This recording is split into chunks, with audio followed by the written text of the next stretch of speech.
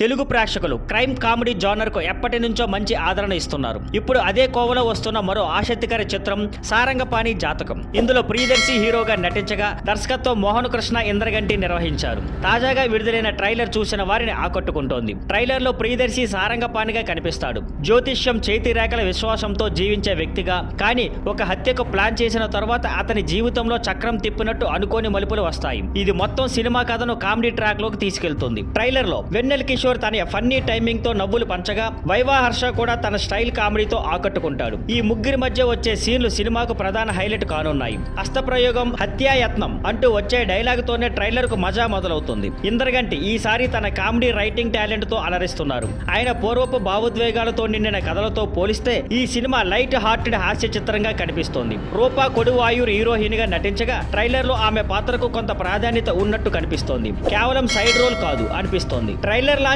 Event లో వెన్నెల కిషోర్ ఈ సినిమాను పుష్పక్ విమానంకి డైలాగ్ వెర్షన్ అని చెబుతూ ఆసక్తికరంగా వివరించారు. దీని ద్వారా సినిమా విజువల్స్ కాస్త విచిత్రమైన హాస్యం, క్లేవర్ డైలాగ్స్ పైన ఆధారపడిందని అర్థమవుతుంది. సారంగపాణి జాతకం ఒక క్లీన్ ఫ్యామిలీ కామెడీ ఎంటర్టైనర్ గా వేసవి వాతావరణానికి బాగా సరిపోతుంది. ఈ సినిమాను శ్రీదేవి మూవీస్ బ్యానర్ పై శివలంక కృష్ణప్రసాద్ నిర్మించారు. సినిమా ఏప్రిల్ 25న విడుదల కానుంది. ఇక ట్రైలర్ సినిమాపై బడ్జెట్ పెంచింది. Thank you for watching. Please like, share and subscribe.